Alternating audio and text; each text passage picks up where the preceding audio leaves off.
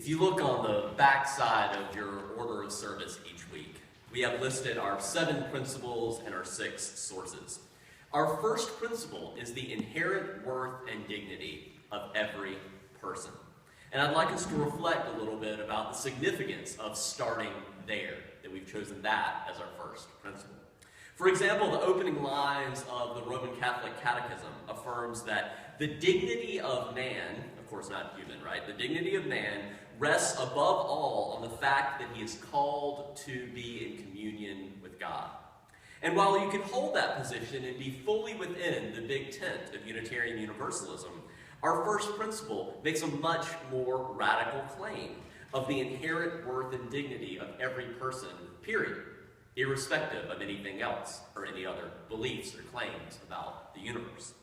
And because we can become so accustomed to claims such as this over time, even radical ones, of course it's true, it's right there, it's our first principle.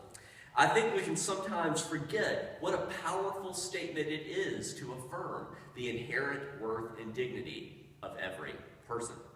And we should be careful about taking this starting point for granted, because historically it has certainly not been the case that always and everywhere the inherent worth and dignity of every person has been recognized and respected.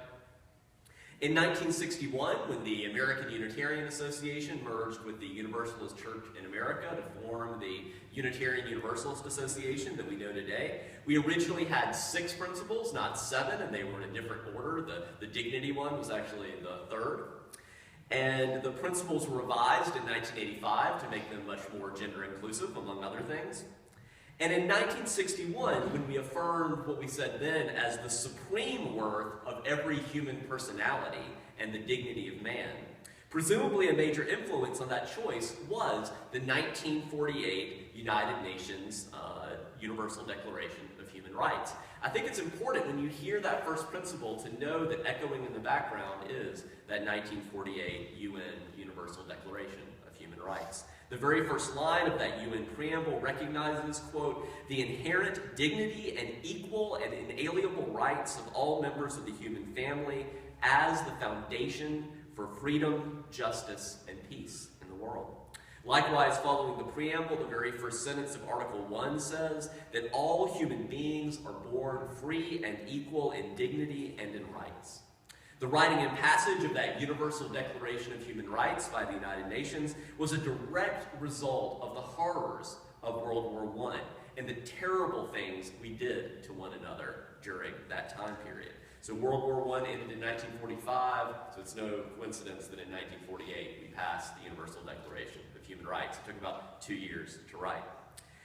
For me, it's an incredibly powerful, significant, and hopeful to be part of a religious movement that has explicitly chosen to weave into our first principle the starting point of the Universal Declaration of Human Rights.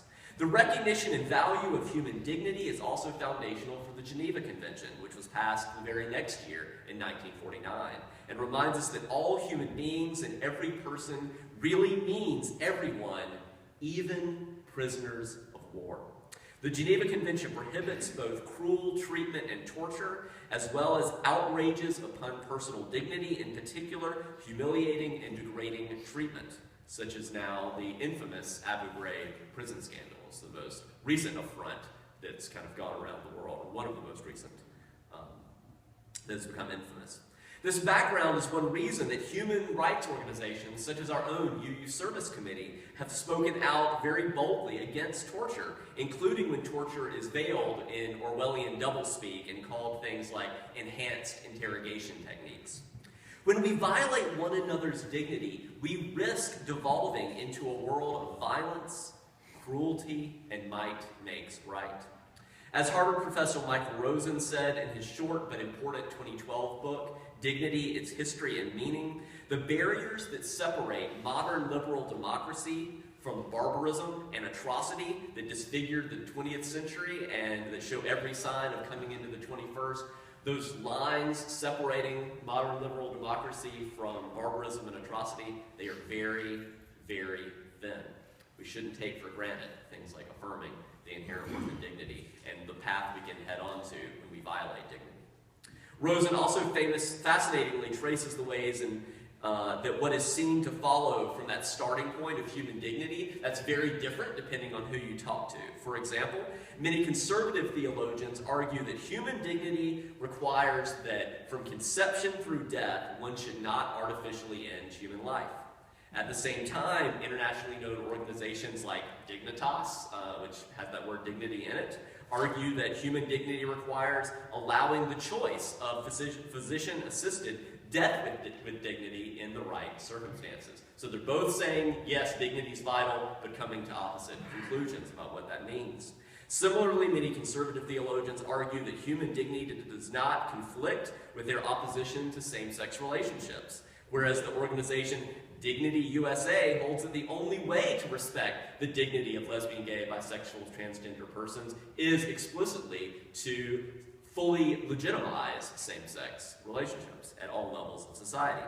Or there was a case of a student who was expelled from a university, this is true, for wearing a short dress. She was accused in the school's letter of a flagrant lack of respect for academic dignity. She countersued them for her trampled dignity. Rosen summarizes the two sides of the spectrum as, for many religious conservatives, human dignity gives life a value that may properly override the choices made by an individual living it. On the other hand, for liberals in the United States in particular, dignity is identified with autonomy in the sense of individuals' rights to choose how to live and even how to die. For those here a few weeks ago, you may rightly be hearing echoes of the election sermon I gave about the difference between Edmund Burke and Thomas Paine and how those play out into our modern conceptions of the left and the right. Perhaps the most important point that's behind both of these sides of the coin is that we as a species are increasingly choosing to universalize dignity to all human beings, which by no means is an obvious or inevitable choice then or now. Because historically, dignity has much more been the privilege of the aristocratic few. Who had dignity? The queen had dignity, right? Not the common people. So affirming the inherent worth and dignity of every person is a truly radical act to universalize that. In that spirit, allow me to bring one more book into the conversation. Dr. Donna Hicks's book with Yale University Press, Dignity, Its Essential Role in Resolving Conflict. Dr. Hicks has been working for decades with international conflict resolution, and the foreword to her book is written by none other than Archbishop Desmond Tutu. She has seen many global conflicts begin to be transformed when past indignities are named aloud, finally, and both parties begin to again see the other side as more than subhuman. When they begin to see the other side actually has inherent worth and dignity, and begin to see the other side seeing their inherent worth and dignity. She writes that her essential message is simple: demonstrate the care and attention for yourself and others that anything of value deserves. Don't miss an opportunity to exert whatever power you have to remind others of who they are. And that is invaluable, priceless, and irreplaceable. Each of us and any human being we encounter is invaluable, priceless, and irreplaceable. That's what it means to respect the inherent worth and dignity of every person. And she writes, remind yourself too. Indeed, one of the most powerful lines in her book is a testimony from a Latin American political official who said regarding Hicks's dignity model of negotiations, is that not only did you help the relationships in this room between Latin American political leaders, I think you saved my marriage. Because recognizing the dignity of your life partner is essential too. Indeed, psychologists say from the reverse side that one of the biggest signs that a marriage is not going to work is if you see contempt between the two people. If you have contempt for one another, it's hard to turn back from that. And one of the few ways to do it is to affirm the inherent worth and dignity of every person. Along those lines, I should pause here and say that the reason I chose to preach on the topic of dignity is to honor a former president of this congregation, Carl Crum, who died a little more than a month ago. Carl's service as president of our board of trustees was cut short in his first year by a cancer diagnosis. I think easily he should have had a full 2-year term as president. When I spoke with Carl about his vision for this congregation, the major theme he was interested in was dignity. And the two books I've drawn from for this sermon by Rosen and Hicks are the ones that he gave me before he died. Part of Carl's legacy for us is a challenge to live more fully into our first principle. What Donna Hicks calls creating a culture of dignity in which everyone would be aware of how easy it is to inflict painful wounds on one another's dignity. And accordingly, to learn how to extend dignity to one another and create an environment in which people look forward to being together because they feel valued for their inherent worth. The desire to create a culture of dignity is related to why Carl spent so much time, along with a number of other members of this congregation, volunteering with the Alternatives to Violence Project, which works with prison inmates and is part of the Community Correctional Services Committee. I didn't plan this, but that is actually our split plate offering in a happy synchronicity. I'll be saying more about that perspective and what the work that the Alternatives to Violence Project does, and we'll hear some testimonies as well from some members of this congregation who work with AVP in a forthcoming sermon in December on nonviolent communication. For now, related to the need to be intentional about creating a culture of dignity, I'll say just one thing about that prison piece. Consider just one study of 2,500 people imprisoned for murder. When asked why they felt compelled to kill, the majority of the inmates responded, "Because I felt disrespected." Their dignity had been impugned. Conversely, Nelson Mandela is a stunning example of maintaining dignity even in some of the worst circumstances. After being wrongfully imprisoned for more than 27 years by the apartheid government of South Africa, Mandela said a day after his release in 1990, "I knew that people expected me to harbor anger toward whites, but I had none. In prison, my anger towards whites decreased, but my hatred for the system grew.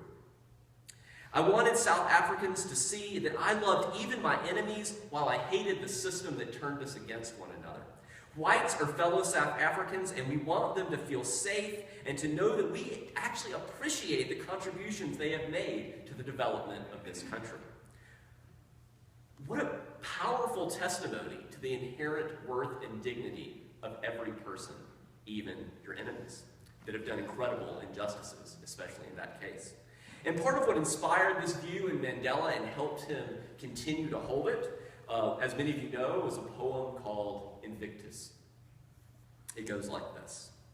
"Out of the night that covers me, black as the pit from pole to pole, I think whatever gods may be for my unconquerable soul.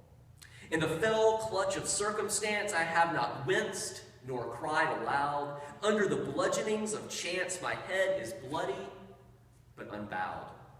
Beyond this place of wrath and tears looms but the horror of the shade, and yet the menace of the years finds and shall find me unafraid. It matters not how strait the gate, how charged with punishments the scroll. I am the master of my fate, the captain of my soul." I think Ray spoke well about some of that earlier, and choosing how we tell our story to be one of dignity, choosing our adventure. What then might it look like in more everyday circumstances to create a culture of dignity here and other communities in our lives? One crucial piece of advice Hicks gives is don't take the bait. If you want to create a culture of dignity, don't take the bait. Don't let the bad behaviors of others determine your own. Restraint, she writes, is the better part of dignity.